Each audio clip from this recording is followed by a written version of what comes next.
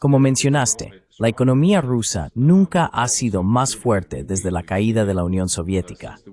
Quiero decir, lo hemos visto desde que comenzó la guerra hace solo 3 años este mes. La economía rusa ha pasado de ser la sexta más grande del mundo en términos de paridad de poder adquisitivo a la cuarta más grande, por delante de Alemania y Japón. No creo que nadie lo haya previsto, pero obviamente las sanciones de Estados Unidos y su guerra por poder en Ucrania contra Rusia no han tenido efecto. Si acaso, ha sido contraproducente para Estados Unidos, tanto en términos de hacer a Rusia más fuerte económicamente y mucho más especialmente militarmente. Much more especially militarily.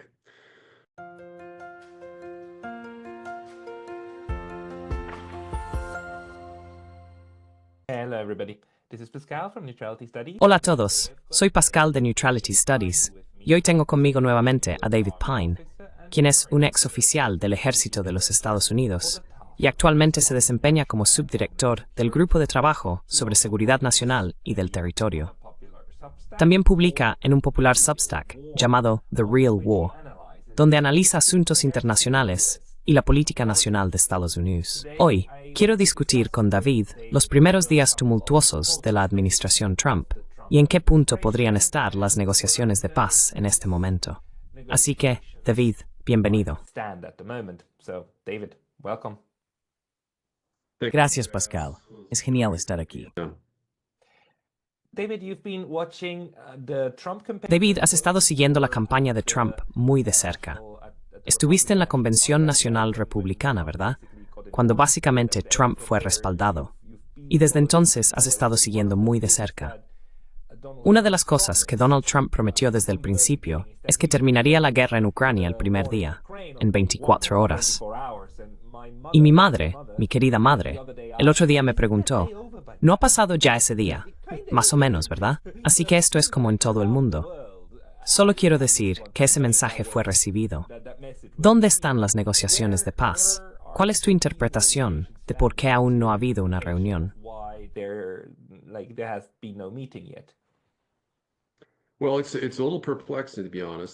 Bueno, es un poco desconcertante, para ser honesto. Pero déjame empezar diciendo que, ya sabes, el presidente Trump ha demostrado la capacidad de terminar guerras en un día, esencialmente. Quiero decir, él terminó el conflicto de Gaza, al menos con un alto el fuego, que esperamos sea permanente, siempre que podamos superar la fase 1. Eso puede depender de las discusiones con Netanyahu en la Casa Blanca hoy, y tiene la misma capacidad para hacerlo en Ucrania con respecto a terminar la guerra allí. La razón por la que digo eso es que el representante permanente adjunto de la Federación Rusa ante las Naciones Unidas declaró recientemente en un podcast que ya sabes, Trump podría hacer eso en un día, porque ya sabes, Rusia está lista para terminar la guerra.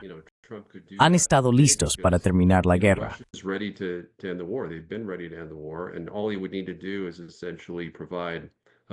Y todo lo que necesitaría hacer es, esencialmente, proporcionar un marco que acepte 4 o 5 de sus puntos principales, y estarían dispuestos a comenzar el alto el fuego casi de inmediato. Con respecto a Zelensky, va a requerir más presión porque ha sido más reacio en términos de levantar su prohibición de negociaciones de paz con la Federación Rusa. Pero esencialmente, todo lo que necesitaría hacer es amenazar con terminar su acceso a Starlink. Sí, es también sucedería de inmediato. Así que en respuesta a tu pregunta, hay facciones en tal de la administración Trump. There's two conflicting factions within the Trump administration. I think that's pretty normal. We saw it to a lesser extent in the Biden administration. Creo que eso es bastante normal. Vimos, en menor medida en la administración de Biden, que el ala atlanticista de la administración de Biden era mucho más dominante. Pero en la administración de Trump, las facciones entre la facción neoconservadora y la facción nacionalista conservadora de América Primero están bastante igualadas. Y por eso justo ayer vimos una restauración de los envíos de armas a Ucrania que pensábamos que eran parte de la suspensión de 90 días. En realidad, lo eran hasta que no lo fueron. Así que creo que Trump está recibiendo algunos malos consejos de los neoconservadores, sugiriendo que necesita prolongarse que necesita ser de 100 días. Suggesting that it needs to be drawn out, it needs to be 100 days. I think Trump said 6 months and then Creo que Trump dijo 6 meses, y luego Keith Kellogg, general teniente retirado, afirmó que tal vez podría hacerlo en 100 días. Y luego tuvimos un posible plan de paz de 100 días que se filtró. Pero Trump ha declarado públicamente desde la oficina oval que ya están en marcha conversaciones serias con los rusos. Y luego escuchamos de los rusos que todavía estamos esperando una llamada telefónica. Pero sí, ha habido conversaciones limitadas a nivel de embajada. El problema es que no hay un embajador ruso actual en los Estados Unidos. Rusia, por supuesto, llamó a su embajador a casa en octubre. No recuerdo la razón exacta de eso, pero no han enviado un nuevo embajador. Creo que han presentado un nombre para la aprobación de que Estados Unidos reciba un embajador.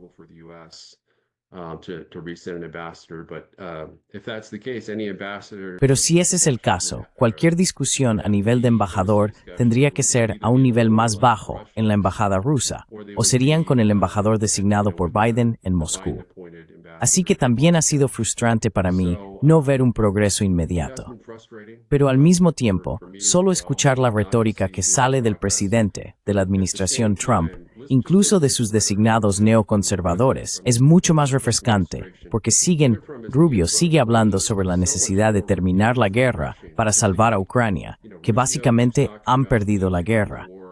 Todas estas admisiones de verdad que nunca hubieras imaginado saliendo de la administración Biden.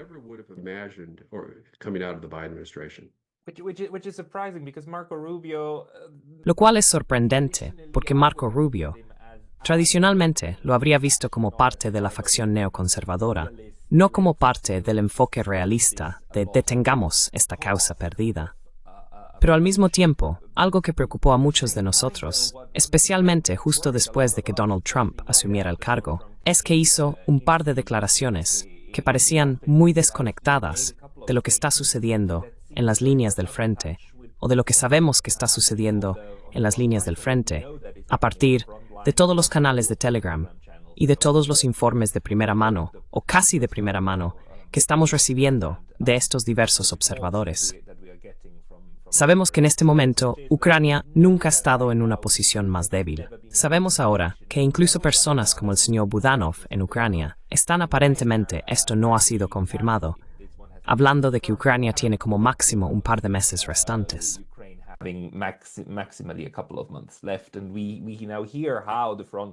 Y ahora escuchamos cómo las líneas del frente realmente se están desmoronando, y los rusos nunca se han movido más rápido, ¿verdad? Y al mismo tiempo, el señor Trump ha dicho que Rusia está sufriendo, y la economía está sufriendo, y así sucesivamente, cosas que parecen estar muy fuera de contacto. Entonces, ¿es eso parte de un mal consejo, como lo estás viendo? ¿O tengo otro problema, que es que sus nominaciones aún no están aprobadas? Todos sus nombramientos, especialmente personas muy cruciales como Tulsi Gabbard, y para cuando hizo esa declaración, también Kennedy aún no estaba aprobado. ¿Crees que hay alguna maquinación en marcha? Como ya sabes, asegurarse de que su gabinete esté en su lugar antes de comenzar realmente lo que prometió que haría. Y curiosamente, hasta ahora ha estado haciendo muchas de las cosas que prometió hacer, aunque ahora está en pleno apogeo.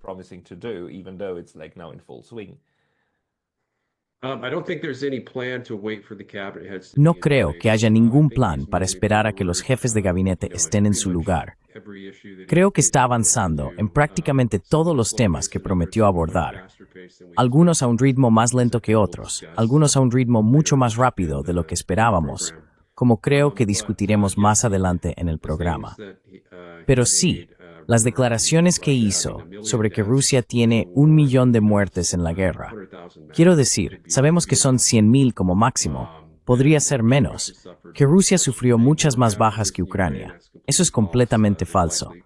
Probablemente han sufrido 4 veces menos debido a su superioridad y supremacía en términos de sistemas de artillería, drones de combate, misiles, poder aéreo, etc. Y luego sí, como mencionaste, la economía rusa nunca ha sido más fuerte desde la caída de la Unión Soviética.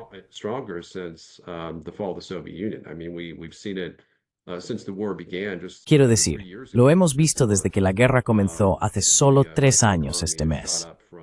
La economía rusa ha subido de ser la sexta más grande del mundo en términos de paridad de poder adquisitivo a la cuarta más grande, por delante de Alemania y Japón.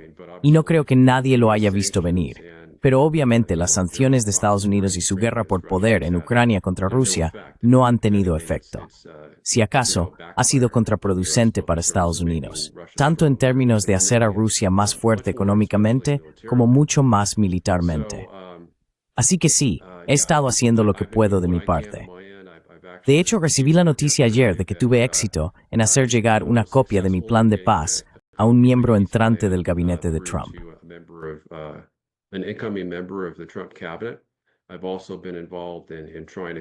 También he estado involucrado en tratar de ayudar a que Tulsi Gabbard sea confirmada detrás de escena, trabajando con uno de mis senadores. Así que creo que estamos avanzando. Creo que si logramos que Tulsi Gabbard sea nombrada directora de Inteligencia Nacional, ella estará informando al presidente todos los días. ¿Sabes? Generalmente es el director de la CIA quien hace eso, pero ella estará proporcionando el informe diario presidencial todos los días. Y ya sabes, si él hace preguntas al respecto, ella va a proporcionar respuestas bastante buenas. No estoy de acuerdo con ella en todo, pero ciertamente en términos de guerra, ya sabes, evitar una guerra mundial. Creo que ella y yo estamos en sintonía en cuanto a nuestra determinación de evitar una guerra con Rusia y China. Y creo que esa es también la directiva principal y primordial del presidente.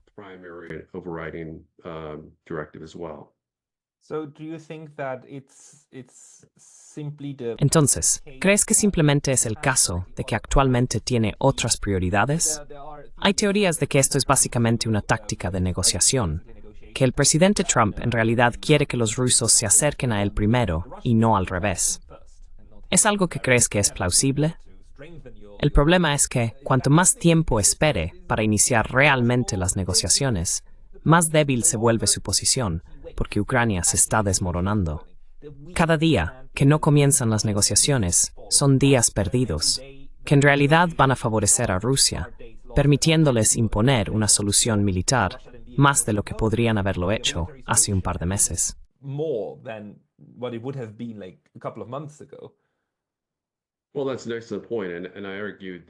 Bueno, ese es un punto excelente. Y argumenté prácticamente lo mismo en uno de mis últimos artículos, en el que afirmé que, ya sabes, Rusia está corriendo. Están corriendo para tomar el control de la mayor cantidad de territorio posible antes del alto el fuego. Entonces, como mencionaste, la mejor manera de apoyar a Ucrania, si alguien realmente está serio sobre apoyar a Ucrania y salvar a Ucrania, es evitar que pierdan más territorio. Sabemos que es la línea de control la que va a ser la línea divisoria.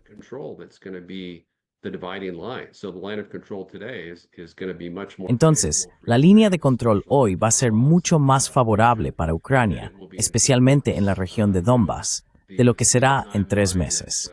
El cronograma filtrado que fue proporcionado por una organización de medios ucraniana y cubierto por Newsweek, sobre el cual informé, indicaba que el 20 de abril es la fecha prevista para un alto el fuego.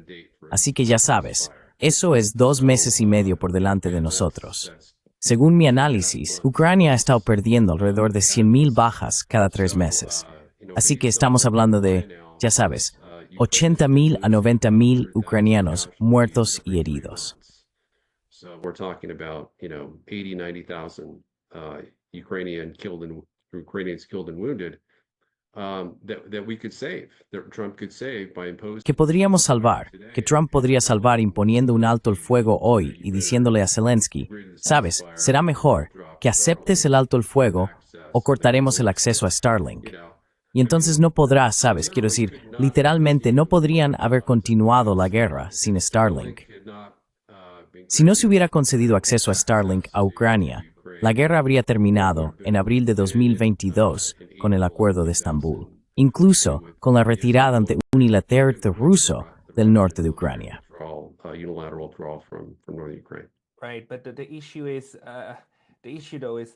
Correcto. Pero el problema es que un alto el fuego no puede ser impuesto solo desde el lado de Estados Unidos, ¿verdad? Realmente necesitas la aceptación de los rusos.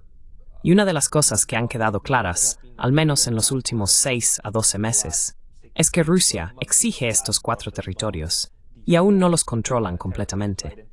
Así que incluso si los ucranianos dejaran de disparar, los rusos exigirían que se retiren a las fronteras territoriales de los oblasts. ¿Es eso algo que puedas imaginar que Estados Unidos, que el señor Trump podría estar dispuesto a hacer y decir, como está bien, esto es todo, tienen que retroceder, no les vamos a dar el acceso a Starlink o lo que sea, el acceso que necesitan para seguir adelante?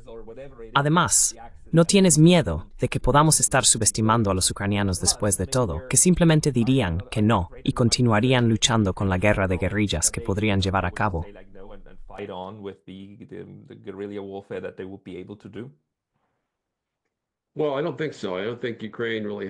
Bueno, no lo creo. No creo que Ucrania realmente tenga la capacidad de luchar sin la asistencia de Estados Unidos, tanto asistencia económica como militar, en términos de asistencia de inteligencia. Quiero decir, se ha informado ampliamente, ciertamente del lado ruso, que cualquier misil con un alcance de 50 millas o más, Ucrania ni siquiera puede apuntarlos sin el seguimiento y la información de orientación por satélite de Estados Unidos. Así que retiramos eso, y no tienen capacidades de largo alcance. Retiramos Starlink, y ni siquiera pueden coordinarse por encima del nivel de compañía. No habría contraofensivas, ni ofensivas. Quiero decir, literalmente, las líneas del frente ucranianas colapsarían bastante rápido en cuestión de días o semanas sin Starlink. Entonces, ¿podrían seguir luchando una guerra de guerrillas?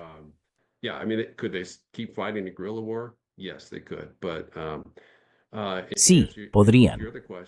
Pero en respuesta a tu otra pregunta, si el presidente Trump decidiera intentar presionar a Ucrania para que acepte los términos de la oferta de paz de Putin del 14 de junio, entonces podría hacerlo. Creo que Ucrania se vería obligada a cumplir, pero no creo que eso sea del interés de Estados Unidos. No creo que sea necesario. Siempre he creído que la oferta de paz de Putin del 14 de junio fue realmente una táctica de negociación, esencialmente mostrando que estaba haciendo concesiones con el presidente Trump. Si renunciara a eso, le daría al presidente Trump la capacidad de presentar cualquier acuerdo de paz posterior como una victoria, porque obligó a Putin a retroceder en su reclamo de todos los 4 oblasts a lo largo de sus fronteras constitucionales.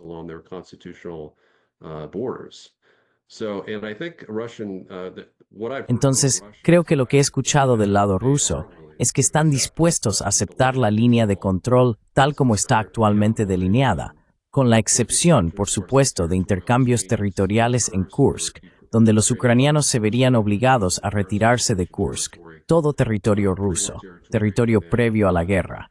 Y luego, Rusia estaría dispuesta a retirarse de sus áreas ocupadas en Kharkov y Mykolaiv. Así que creo que es una buena solución. Es una solución de compromiso viable que creo que sería aceptable para ambas partes y creo que podría incluirse en un acuerdo marco que necesitaría preceder a un alto el fuego.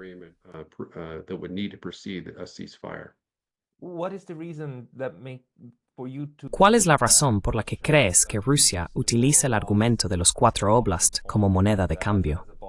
Porque para mí, siempre parecen muy serios al respecto, ya que incluso incorporaron esos oblasts legalmente bajo su constitución en el marco legal. Quiero decir, eso es algo bastante serio. Entonces, ¿por qué crees que esto realmente está sujeto a negociación?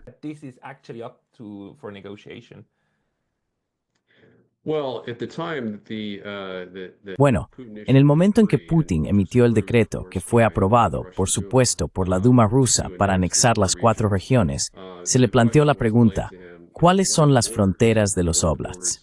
Y esencialmente, la respuesta fue que aún está por decidirse. Así que indicó flexibilidad en lo que podrían ser esas fronteras. La primera vez que escuchamos lo contrario fue el 14 de junio. Así que, tienes razón, esa es la propuesta de paz vigente sobre la mesa por parte de Rusia. Han modificado los términos, tal como tú y yo predijimos. Los términos de paz por parte de Rusia están empeorando cada vez más a medida que avanza la guerra, ya que el ejército ruso, que hasta finales de 2022 estaba superado en número en Ucrania por 3-1 en términos de tropas ucranianas frente a tropas rusas, ahora tiene una superioridad de 2-1. now has a 2-to-1 superiority. And that's what's so Y lo que es tan entretenido es que Zelensky afirmó recientemente que los niveles de tropas ucranianas son de 880,000 y los niveles de tropas rusas son solo de 600,000. Sin embargo, todos los informes de primera línea que estamos recibiendo de los medios del régimen aquí en los Estados Unidos, e incluso en el lado del Reino Unido, cuentan una historia diferente. Algunos batallones están reducidos a 2 infantes, al 10% de su capacidad, comandados por tenientes superiores en lugar de tenientes coroneles. Hay una escasez masiva de personal. Las personas en las tropas ucranianas son entrevistadas en el frente y hablan sobre cómo Rusia tiene estas tropas y ellos no tienen suficientes infantes.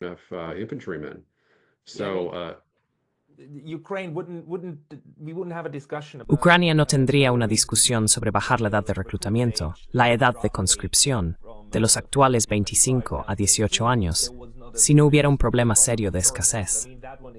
Quiero decir, eso es indiscutible, a menos que pertenezcas al complejo industrial de los medios, en cuyo caso constantemente finges que el mundo de fantasía es la realidad.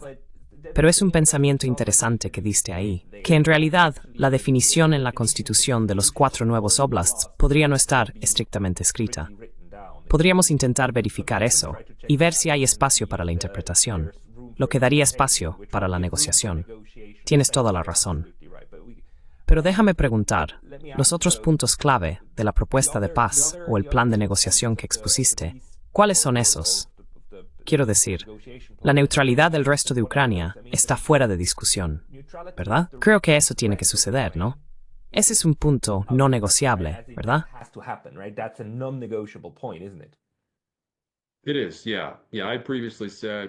Es así, sí. Sí, anteriormente dije que tal vez podríamos comprometer con, ya sabes, el estatus de aliado principal no perteneciente a la OTAN. Pero eso fue realmente una concesión a la administración Biden, porque sabía que toda la razón por la que estaban luchando esa guerra era para preservar la alineación militar de Ucrania con Occidente, continuando haciéndola esencialmente un satélite de Estados Unidos. Pero la neutralidad, por supuesto, cambiaría esa ecuación. Ucrania volvería a ser un estado neutral de amortiguación entre la OTAN y Rusia. Eso protegería a ambos lados entre sí y proporcionaría seguridad a Ucrania.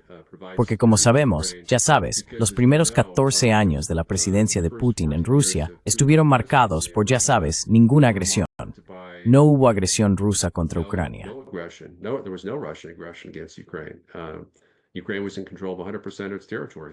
Ucrania tenía el control del 100% de su territorio antes del golpe de Maidán, que derrocó a Yanukovych como el presidente democráticamente elegido de Ucrania.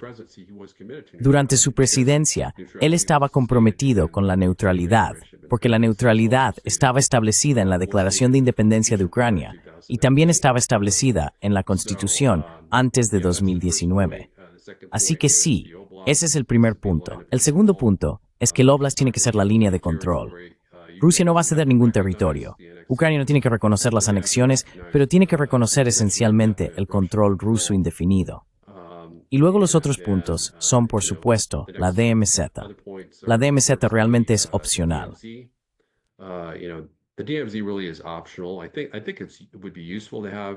Creo que sería útil tener una zona desmilitarizada al estilo coreano. No creo que necesariamente tenga que tener fuerzas de paz. La DMZ en Corea no tiene fuerzas de paz internacionales, pero si tuviera fuerzas de paz, deberían ser del movimiento de países no alineados, porque Rusia ha dejado claro que no van a aceptar fuerzas de paz de la ONU. No van a aceptar fuerzas de paz de la OSCE. De hecho, dijeron que no quieren tropas extranjeras en absoluto en Ucrania. Y eso es por la preocupación de que serían aliados occidentales o respaldados por Occidente. Y aunque hay, ya sabes, 2 o 3 aliados occidentales, aliados nominales en el movimiento de países no alineados, podríamos tener la fuerza liderada por India, que tiene muy buenas relaciones con la Federación Rusa, para disipar cualquiera de sus preocupaciones al respecto.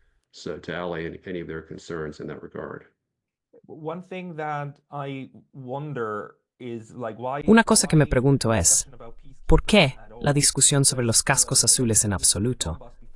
Porque el arreglo en el Donbass antes no era tener cascos azules allí, sino tener observadores de la OSCE, ¿verdad? Observadores de la OSCE.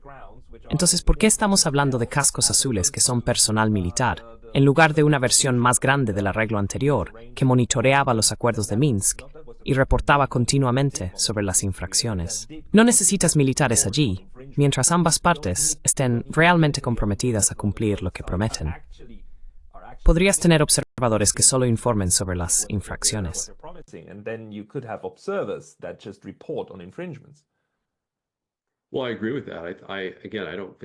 Bueno, estoy de acuerdo con eso. Nuevamente, no creo que haya necesidad de fuerzas de paz.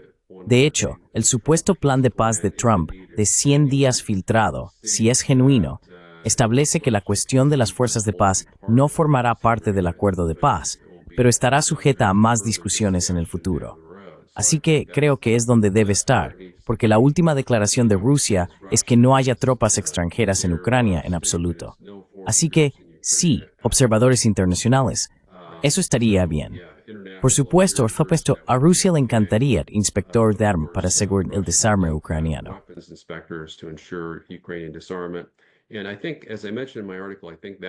Y creo que, como mencioné en mi artículo, ese va a ser realmente el principal punto de fricción. Ucrania acordó previamente bajo el Acuerdo de Estambul, que estaba completado en un 90%, un límite de 250,000 hombres para sus fuerzas armadas. Rusia insiste en 85,000 a 100,000, pero obviamente 880,000 o incluso el nivel de tropas ucranianas de 350,000, que creo que es el tamaño real del ejército ucraniano, no va a ser aceptable para Rusia. Así que tenemos que al menos reducirnos al rango de 250,000, creo, para que ellos acepten y se sientan cómodos con un acuerdo marco que debería preceder a un alto el fuego.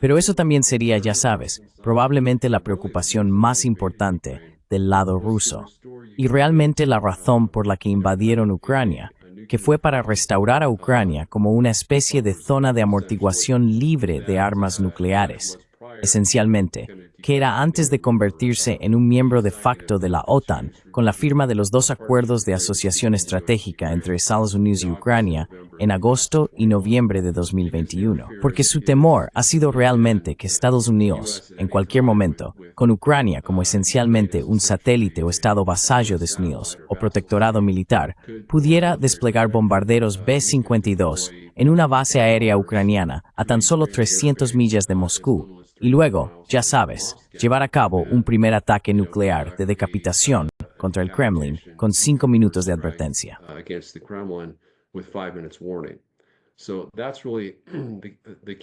Así que esa es realmente la razón clave por la que no quieren que Ucrania esté alineada militarmente con los Estados Unidos en absoluto. Y es por eso que su enfoque principal ha sido tanto disminuir el número como los alcances de los sistemas de ataque ucranianos. Sistemas de ataque ofensivo que incluyen combate. Sabes, los F-16 son obviamente capaces de portar armas nucleares. Tienen misiles ATAC-MS. Nunca hemos desplegado ojivas nucleares en misiles ATAC-MS, pero sería muy fácil, creo, hacerlo. Obviamente tenemos ojivas que son lo suficientemente pequeñas como para caber dentro de los misiles ATAC-MS. Así que esos tipos de sistemas necesitan ser eliminados por completo, diría yo.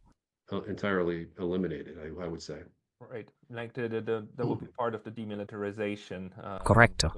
Eso sería parte de la desmilitarización, yendo de la mano con el límite de fuerza de tropas.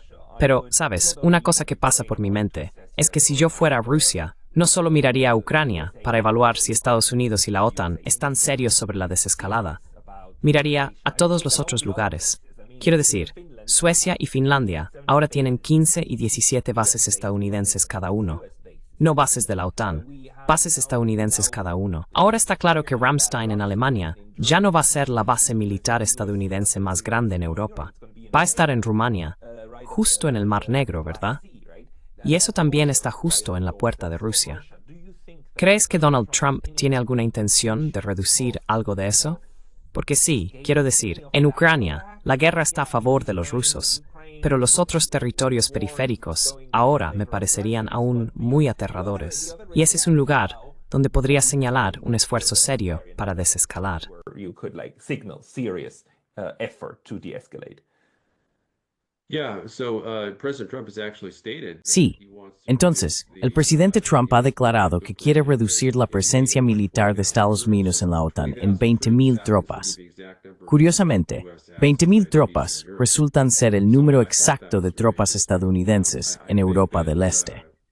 Así que pensé que eso era muy interesante. Creo que Trump podría muy fácilmente aceptar la solicitud de Rusia de retirar a las 20,000 tropas de Europa del Este, porque coincide exactamente con lo que Trump propuso. Así que, sí, eso parece muy realista.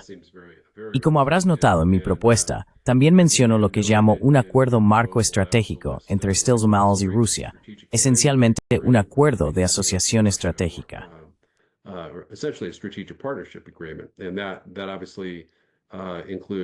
Y eso obviamente incluye no expandir la OTAN hacia el este.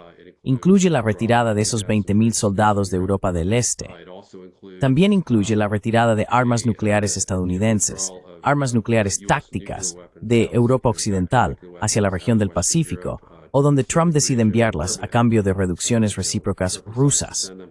Esencialmente, lo llamo un tratado de fuerzas convencionales en Europa, que creo no solo restauraría la paz y la seguridad en Europa, sino que incorporaría algunas de las disposiciones de los borradores de acuerdos de seguridad mutua rusos que fueron presentados a Estados Unidos y la OTAN en diciembre de 2021, muchas de las cuales creo que estarían en los intereses de seguridad nacional de la OTAN y de Estados Unidos aceptar.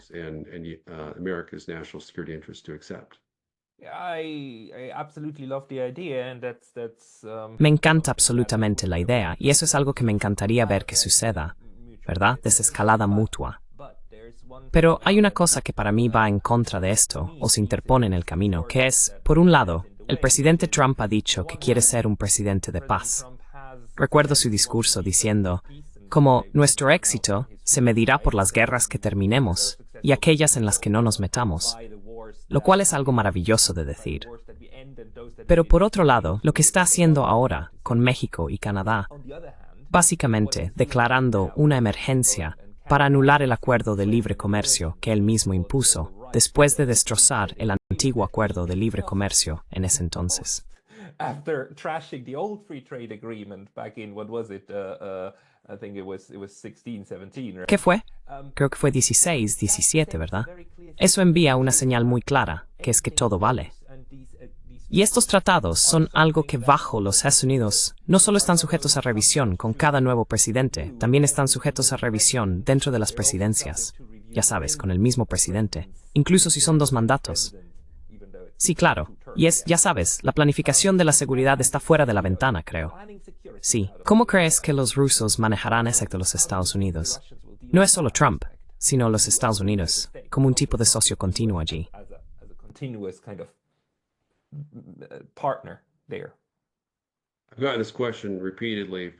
He recibido esta pregunta repetidamente de varias personas, incluidos los medios rusos. Y mi respuesta es que Estados Unidos, creo, al igual que Rusia, es muy poco probable que acepte cualquier término al que no esté generalmente dispuesto a adherirse. En el caso del acuerdo de paz que he delineado, creo que no solo está en el interés nacional de Rusia adherirse a él, sino que también está en el interés de seguridad nacional de Estados Unidos. Creo que está completamente en línea con la agenda de Trump, que quiere en cierto modo desmilitarizar hasta cierto punto la presencia de Estados Unidos en Europa. Quiere centrarse más en el hemisferio occidental, la seguridad fronteriza, la defensa del territorio, construir una cúpula de hierro, ya sabes, una especie de SDI de Reagan, un sistema de defensa nacional de misiles integral.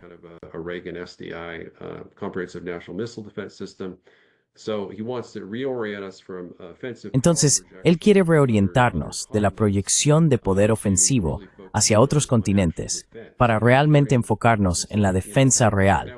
Ya sabes, en lugar de, ahora mismo tenemos esencialmente un departamento de guerra que está más orientado ofensivamente. Y necesitamos volver a tener un verdadero departamento de defensa que se enfoque en la defensa de los Estados Unidos y sus vecinos inmediatos en el hemisferio occidental.